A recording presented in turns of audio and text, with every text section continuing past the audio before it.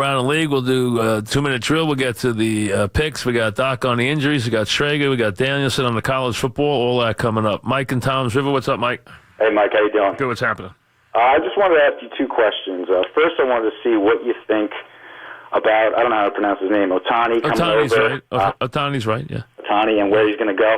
Also, I have no idea where he's going to go. I mean, I'm sure the Yankees will be right at the top of his list. Usually are. So, I mean, money's not the issue here. You know, he can only be paid $3.8 million.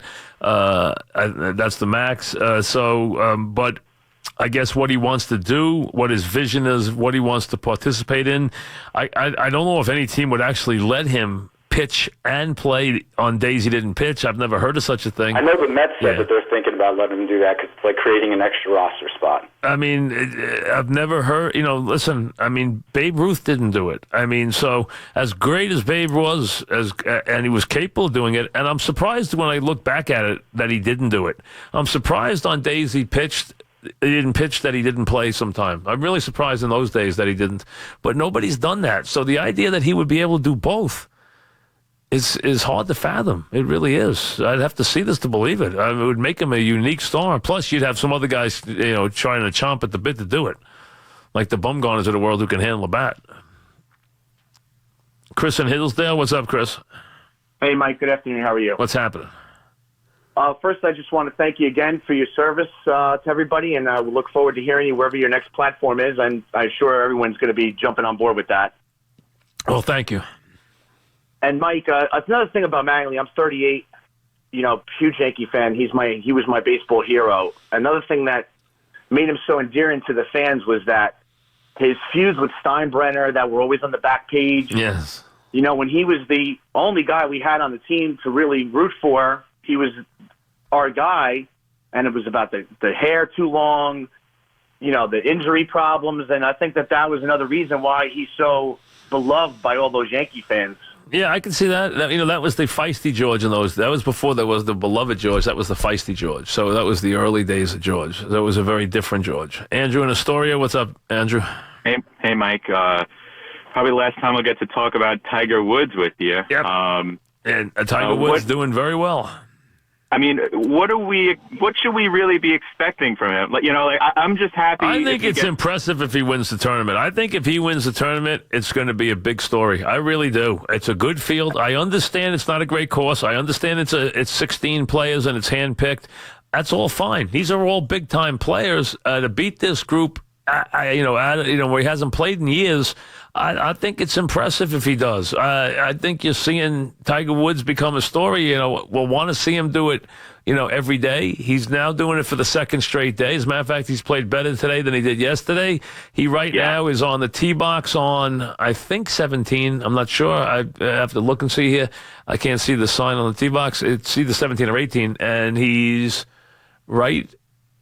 He's in the waste bunker, but he's fine. He's fine. And he's played a heck of a round today. Yeah. I'm hoping, I think that's like super high expectations. I mean, I'm hoping for just 4 rounds of pain-free golf. And the fact that, if his short game is, if he trusts it and he's not, chunking them or anything that, I'm super optimistic for this season. I hope, I just hope he's healthy and that he's in contention a few times. Well, you're seeing that all today, and right now you got to be thrilled with what you're seeing today. Patrick G just teed off behind him, also at 8 under par. So he's right there. As a matter of fact, he wound up in the same part of the bunker. He's in a little worse shape as Tiger, but Tiger Woods having a good round today. Rich in New Jersey, what's up, Rich? Afternoon, Mike. What's up? We know there's a significant number of people not watching the NFL because of the kneeling and the protest. Correct. And we also know that ratings are down. So aren't those people who are turning away from the NFL, aren't they actually helping the protest by lowering the ratings and putting pressure on owners? I guess you can say that, yes.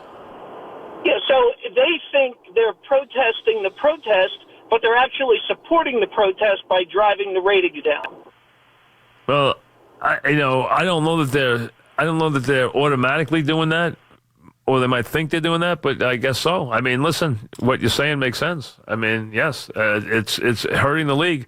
Every bit of it's hurting the league, no question about it. The ratings were down dramatically. Now, the games weren't great on Thanksgiving, that's for sure. But, the first game got pretty close. The second game was not good. And the third game was boring as heck. So they were not great games by any stretch. And this weekend, the games aren't bad. I mean, the best game, the games are okay. I mean, the Sunday night game's okay. That's the Eagles in Seattle. The Monday night game, Bengals trying to stay alive against the Steelers in Cincinnati. You have the Falcons hosting the Vikings at 1 o'clock on Sunday. That's going to be a very big game. You have the Saints and the Panthers in New Orleans. That's another good game. So you got some games this week. Jimmy in Wantor. What's up, Jimmy?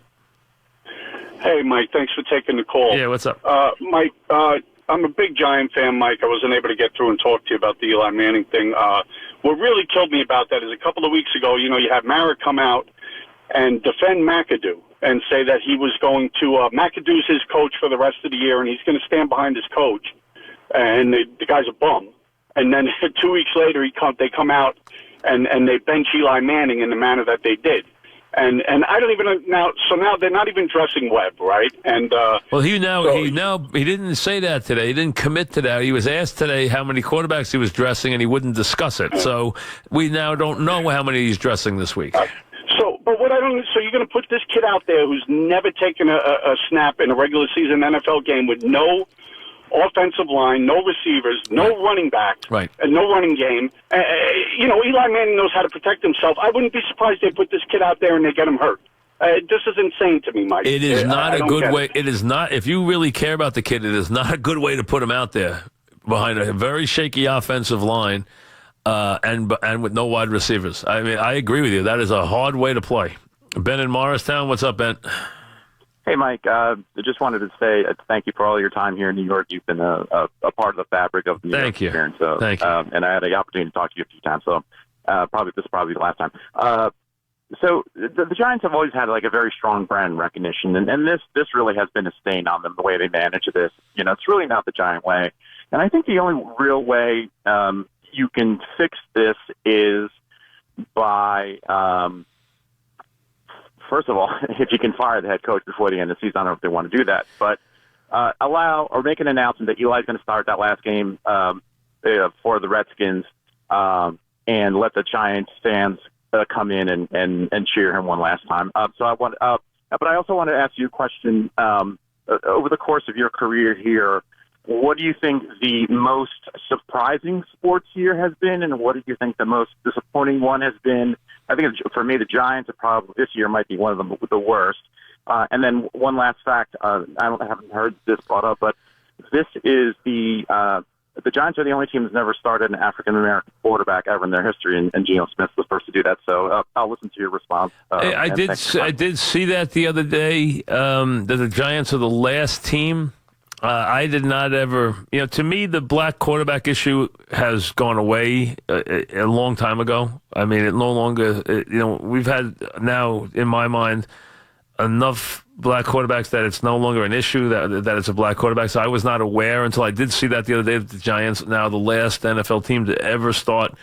Every other team has started a black quarterback, and the Giants have never started a black quarterback in their history until this game. So from that standpoint, it is significant. But to me, that is, we got to the point where it's about quarterbacks. Thankfully, it's not about black quarterbacks. So to me, that's not a big issue. But they are the last team for whatever reason. You want to, whatever, that it came about, that they are the last team to do it. So every other team in the league had started a black quarterback in their history at one point, and the Giants now will do that this week with Geno Smith. So for those who consider that important, and again, to me, like I said, once you get to a point where you're just treating it as quarterbacks, and I think we got to that point a while ago, it's not that big an issue. But I do understand that it's New York and it's the Giants, and they had never had a black quarterback, which I didn't think about until I saw the note. I never really gave it any thought. Quick break and be right back.